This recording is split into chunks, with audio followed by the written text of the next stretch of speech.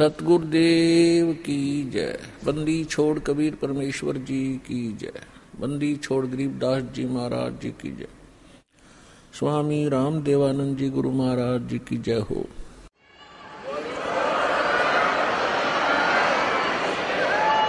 इंद्रमती रानी ने एक प्रतिज्ञा कर ली कि मैं भोजन बाद में खाऊंगी, पहले प्रतिदिन 1, 2, 4, 10 जितने भी साधु मिलेंगे उनको भोजन कराया करूंगी।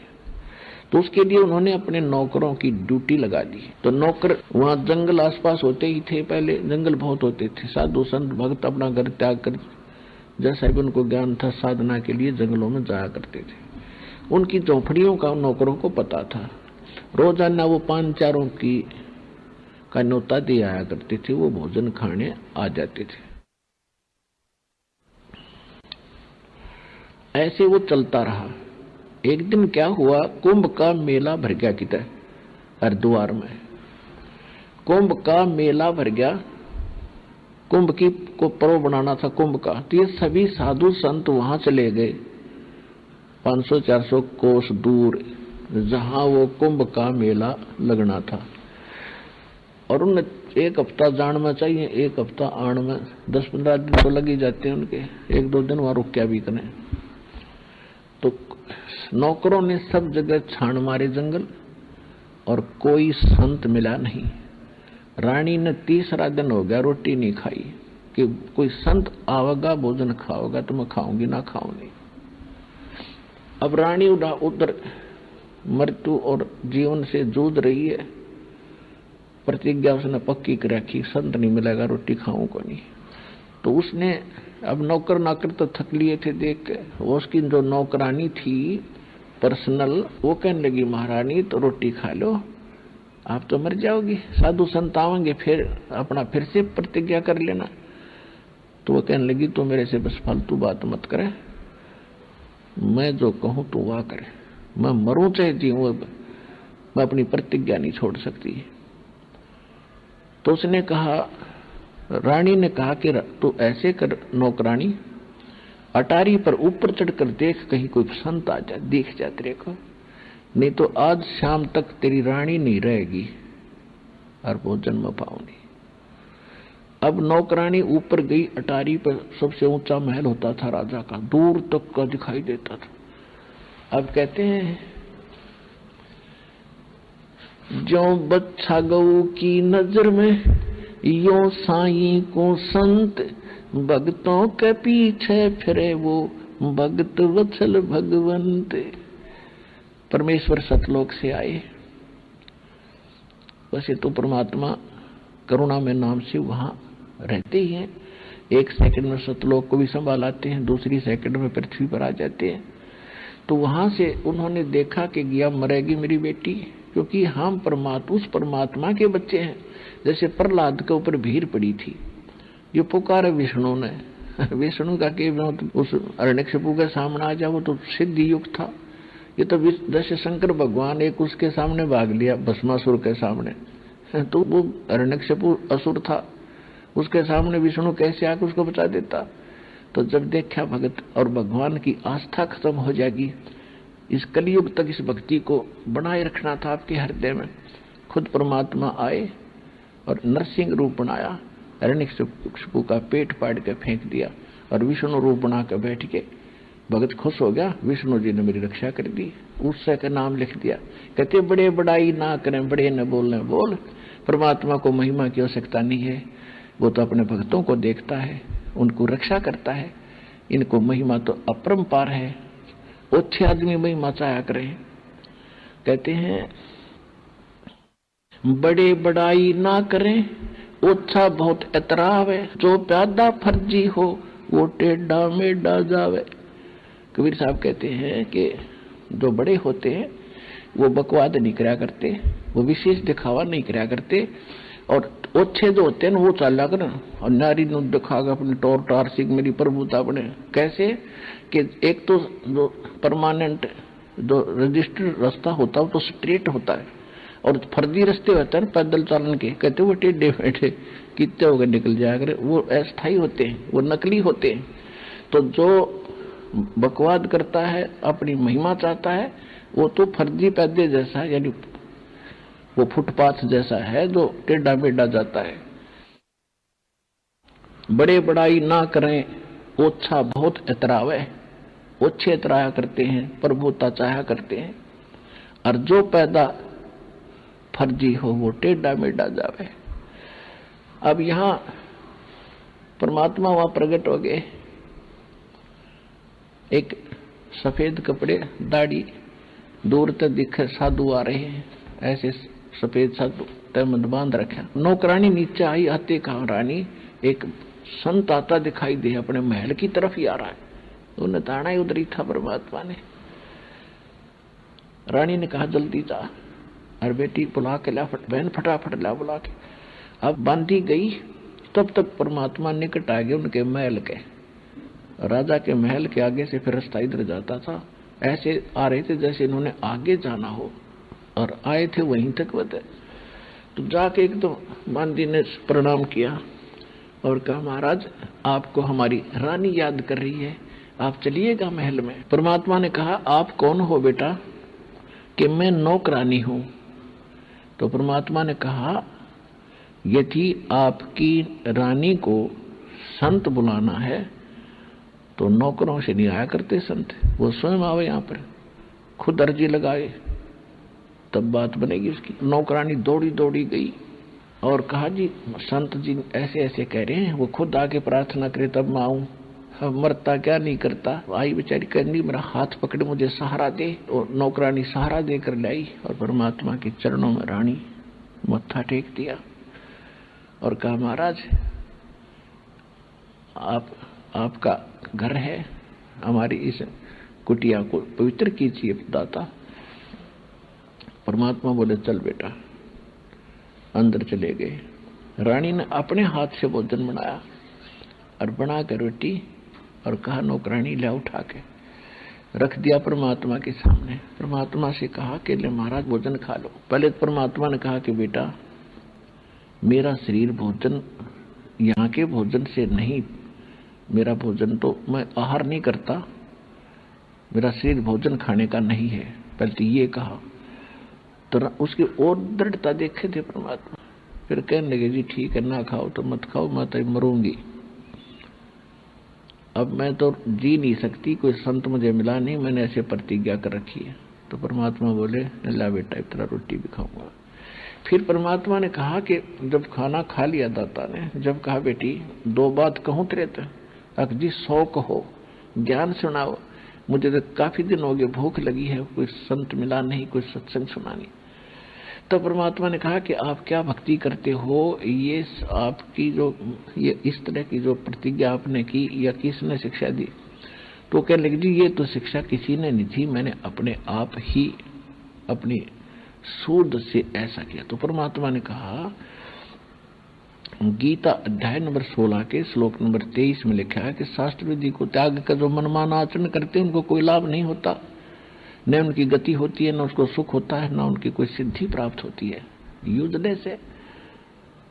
तो परमात्मा के एक एक शब्द में इतना वजन था, रानी स्तब्ध हो जाती थी और कहा बेटा जो साधना आप कर रहे हो, जो आपके गुरुजी ने बताई हो, क्या करते हो ना? बता के विष्णु जी का सहस्रनामा करती हूँ, ओम नमः शिवाय का जाप करती हूँ, फलाना सारे बताए उनके। परमात्मा बोले इन भक्ति से तेरा मोक्ष नहीं हो सकता, और आपके गुरुजी कंप्लीट गुरु नहीं है, पूर्ण गुरु नहीं है बेटी, ये आप भी भ्रमित हैं और आपका जीवन नाश करे। इस बात से वह रानी अक्षुब्ध होगी, कहने लगे जी देखो जो भी संत आता है वो ऐसे ही बोलता है, अपने को उत्तम मानता है, मेरे गुरुजी को घटिया मानता है, मैं अपने गुरुजी के बारे में एक शब्द नहीं सुन सकती, आप आगे वचन इसकी जिक्र भी मत करना, मेरे गुरु पूरे हैं, मुझे जो भक्ति दी हो मुझे मोक्षदायक। परमात्मा कहने लगा बेटा सच्ची बात जो होती है वो कड़वी होती है, और कड़वी से ही रोग कटा करता है। आपने अभी गुड़ खाने की आदत पड़ रही है, और मैं तो कुनीन रखूं साथ, कोई खाओगा तो ठीक हो जाएगा, ना तो मरो बाड़ में पड़ के। अब वो कुनीन परमात्मा ने इस दास को दे रखी है, और 17 साल हो गया कुनीन खुआ खुआ के इतने स्वस्थ करे हैं, ना तो कुछ ओट का भी नहीं लाने देता। ने कहा कि कबीर किसने भगवान बना दिया, यू कहाँ से लाया नया ज्ञान। तो या कुनीन खिलानी पड़ी, नाराज हुए चाहे राजी हुए, जिसने खा ली उसका रोग कट गया और दौड़ दौड़ के आने लग रहे बालक परमात्मा के।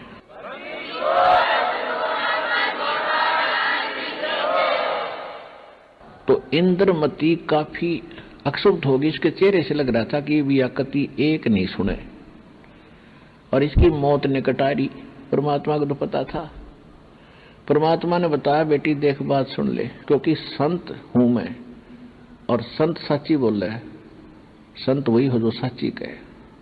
जेता मीठा बोलवा तेता संत ना हो, खरी खरी जो कहते संत का हो सो। और सुन ले दो बात और मेरी, चाहे खुश होकर सुन चाहे नाराज होकर। तेरी साधना गलत, तेरा गुरु गलत, जिन भगवानों का तो आसरा ले रही है वो भगवान यूजलेस हैं, ये तुझे कोई लाभ नहीं देंगे। और सुन ले, आज से तीसरे दिन तेरी मृत्यु होगी। ना तेरा गुरु बचा सकता, ना तेरे भगवान बचा सकते, और मैं बचा सकता हूं। मैं पूर्ण परमात्मा हूं।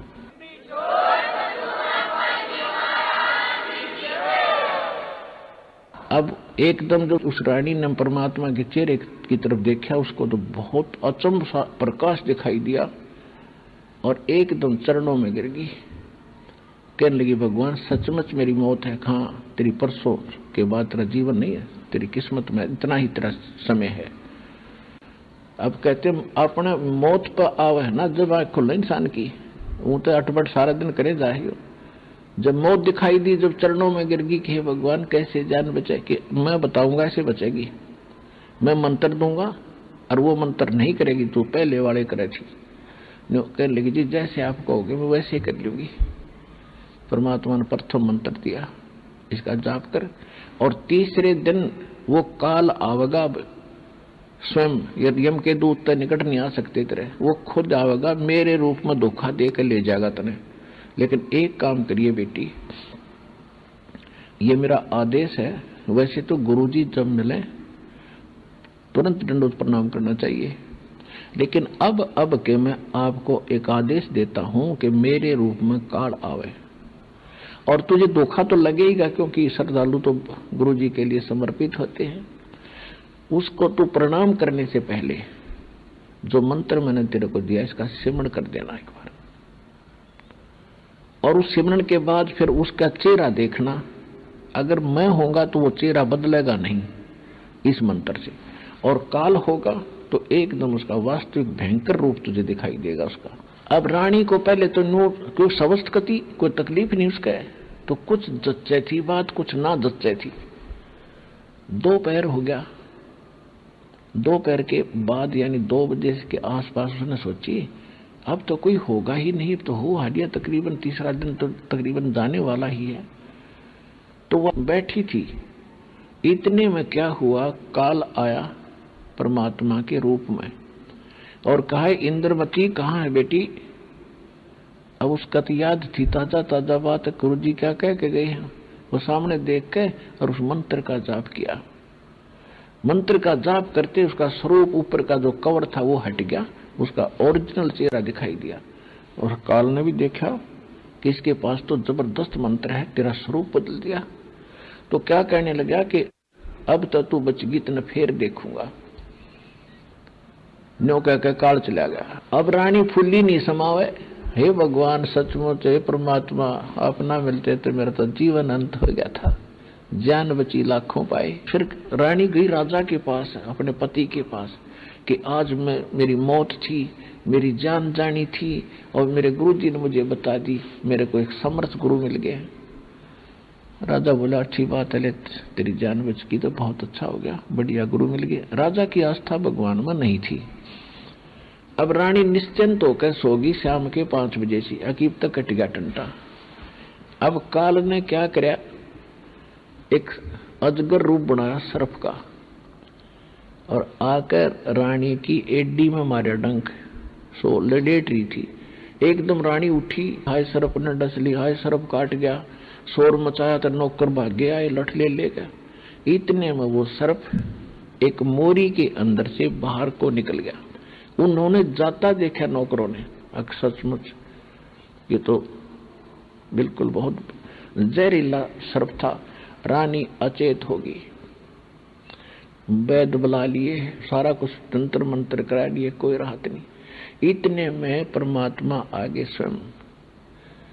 नौकर नौकरानियों को पता था कि ये इनके नए गुरु हैं, तो नौकरानी ने कहा गुरुजी आगे, रानी के गुरुजी आगे। राजा भी वहां बैठा रो रहा था, कहने लगा महाराज या तो बड़ी बूंदी बड़ी हमारे साथ कति, अभी तो इसकी 30-35 वर्ष की उम्र है मुश्किल से, और सब छोटे छोटे बच्चे, बात बिगड़ गई, दया करो। परमात्मा बोले अभी करता हूँ। तो परमात्मा ने एक मंत्र बोला, वो तो उनकी लीला थी जो हमें दिखाने के लिए करते हैं, उसको बिरहुली मंत्र कहा गया। बिरहुली तो मंत्र बोल के परमात्मा ने और वो रानी जीवित कर दी। जब सामने देखा रानी उठी एकदम, और चारों तो वो भूल भाल जाती, भूल गई थी क्या हुआ था, तो सब चारों तरफ हाहाकार माचरी, बच्चे रो, राजा की आंखों में आंसू। तो उसको याद आया कि तू सर्प ने काट दी थी, और सामने गुरुजी देखे कि आपके गुरुजी ने आपकी रक्षा की, आपको बचाया है, चरणों में पड़ गई और शुक्र मनाया 100। तो परमात्मा ने कहा बेटा वैसे तो मेरे इस नाम के लेने के बाद काल तुम्हारी देह में नहीं आ सकता, झांक भी नहीं सकता, गेट के आगे का नहीं जा सकता, लेकिन तू न्यों सोचती कि इस महाराज मन बका गया, और तेरी आस्था बेटा पक्की ना बनाओ मेरे में, और पक्की ना बनती इतना मैं साथ नहीं दे सकता। तेरी आधी पद्दी आस्था उस नकली में फिर रह जाती, और तेरी मृत्यु चौकस थी, और मेरी शरण में ना आती तू खत्म थी। अजीब तक कहने की जरूरत ना रही, और मैंने इसलिए उसको छोड़ा, वो कर ले अपनी जो जिसे वो जाने है उसने करने ये काम, तो मारण खातिर तो काल कहलाता है, तो इसलिए उसको ढीला छोड़ा था कि कर ले तू सारे अटैक कर ले अपने, और जो मेरी शरण में आ गया उसको हानि तू पहुंचा नहीं सकता। पेटी यो पेटा तेरा भरा है, तेरे को विश्वास दिलाने के लिए लीला की। अब वह रानी 100 शुक्र मना रही है, परमात्मा बड़ी दया करी, हे दाता, हे दयालु कैसे आए आप, ओए होए अगर आप ना आते तो मेरा जीवन नाश हो जाता। जीवन तो नाश होता बेटी, भक्ति ना मिलती। सबसे बड़ा नाश तो ये है, जीवन तो एक दिन सब कह जाना है, लेकिन ये सत साधना ना मिला, सबसे बड़ा घाटा तो ये था आपको। हाँ जी सच्ची बात है। फिर कुछ परमात्मा एक आध दिन रुके, फिर आते रहे। रानी ने अपने राजा से भी कहा कि आप भी नाम ले लो। राजा बोला देखेंगे, अभी तो देखो राजकाज का काम में ज्यादा व्यस्त रहता हूँ, फिर देखेंगे। वो नहीं मान रहा था, तो रानी ने अपने गुरु जी से कहा कि परमात्मा मेरे पति को भी समझा दो। परमात्मा राजा के पास गई, रानी भी साथ गई, और काफी देर तक सत्संग सुनाया राजा को। राजा बोला महाराज जी देखो अभी तो राजकाज का समय है, थोड़ी सी उम्र ढलने दो मेरी, फिर देखूंगा। यानी टाले था वो। दूसरी बार फिर बोले परमात्मा ने फिर कहा जी कुछ समझाओ, मान जाते हैं। परमात्मा फिर बोले भाई ऐसे ऐसे समझाया परमात्मा ने। तो राजा कहने लगा महाराज देखो मैंने तो ऐसे पार्टियां अटेंड करनी पड़ती हैं, ऐसे करना पड़ता है। परमात्मा बोले भाई पार्टी अटेंड करो, क्योंकि पार्टी क्या राजा को आमंत्रित करते हैं, वहां जाइए, आप उनके दुख सुनते हो सुनिए, आप हाँ बकवाद ना करिए, गुट्टी छुट्टी नहीं लाया करते, इतनी सी बात है। बाकी काजू खा, किशमिश खा, सेब खा, संतरे खा ले, यो अड़ंगा क्यों खा तू, और भक्ति कर साथ में, नहीं तो भक्ति के बिना आगे दुख बहुत होगा। तो राजा कहने लगा जी फिर देखेंगे। तीसरी बार फिर परमात्मा जब गए, रानी ने फिर कहा, क्योंकि पत्नी हमेशा चाहती है मेरा पति भी सुखी हो, और पति ये चाहता है मेरी पत्नी भी भक्ति करे, इसका भी कल्याण हो, ये स्वाभाविक होता है।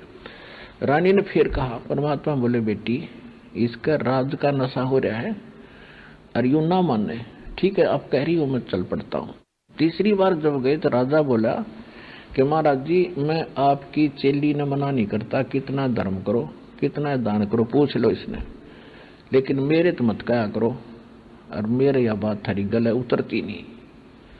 अपने आत्मा परमात्मा कहते हैं कबीर पिछले पाप से हरि चर्चा ना सुहावे, के ऊँघ है के उठ चले न और बात चलावे। तुलसी पिछले पाप से हरि चर्चा ना भावे, जैसे जवर के बेगते भाई भूख विदा हो जावे। अब क्या बताते हैं कि जिस प्रकार मलेरिया जवर हो, उसको भोजन भी कड़वा लगे, जो प्रतिदिन भोजन करता था वो भी कड़वा लगे, सेब भी कड़वे और काजू किशमिश भी कड़वे। वो पदार्थ कड़वे नहीं है, बुखार ने, जवर ने, टेम्परेचर ने उसके शरीर की व्यवस्था को बिगाड़ दिया, जिस कारण से स्वादिष्ट वस्तु भी उसे कड़वी लग रही है। तो परमात्मा की जो भक्ति है, परमात्मा की चर्चा जो है, ये काजू किशमिश सेब संतरे हैं और ये आत्मा की आहार है। ये तो डेली खानी चाहिए थी इसने, और जिसने ये सुहाती नहीं, भाती नहीं, अच्छी नहीं लगती, तो वो आत्मा पाप कर्मों के जवर से ग्रस्त है। अब इसका इलाज क्या? अब रोगी को सेब संतरे खुआवा, वो भी कड़वे लागे, थूक देता है, रोटी दे वो भी थूक देता है, तो क्या किया जाए? उसको कुनीन खिलाई जाती है, कड़वी, उससे भी कड़वी, और जय कड़वी कुनीन खा ली तो स्वस्थ होगा ना मरेगा। तो वो कुनीन खानी पड़ेगी चाहते ना चाहते हुए भी। वो कड़वी कुनीन खाने से फिर जवर उतरेगा और फिर वो मीठे पदार्थ मीठे लगने लगेंगे, उसकी जान बचेगी। तो इसी प्रकार जिनको परमात्मा की चर्चा अच्छी नहीं लगती, गाने बजाने अच्छे लगते हैं, डीजे फलाना अगड़म अगड़म, तो ये है उनका जवर हो रहा है, पाप कर्म ज्यादा बढ़ गए उनके, और उनके लिए ये कंपलसरी है कि यह कुनीन खानी पड़ेगी, ना चाहते हुए भी ज्ञान सुनना पड़ेगा, और 2 4 10 बार सुनने के बाद यह भूख जागेगी। और ये देखो जिनकी भूख जागी 1000 किलोमीटर से चल का, ये परमात्मा की आत्मा, इनका पाप कर्म का बुखार उतर गया। और जब बुखार उतर जाता है, जब जवर उतर जाता है, तो वो व्यक्ति को इतनी भूख जागती है, सब्जी भी ना हो, घर वाले कहते सब्जी बना दो, रोटी तो है, वो कहेगा रोटी आन दे, सब्जी फिर देख लूंगा। तो इतनी भूख लगती है उसको, और पहले सब्जी भी अच्छी ना लगे थी। तो जिनके पाप कर्म का बुखार उतर गया पुण्यात्मा, वो हम सारे यहाँ पर लुखी सुखी खाने के लिए, और यहाँ तो आपको सब कुछ मिलता है, लुखी सुखी क्या, सब कुछ सारा आहार मिलता है आत्मा का।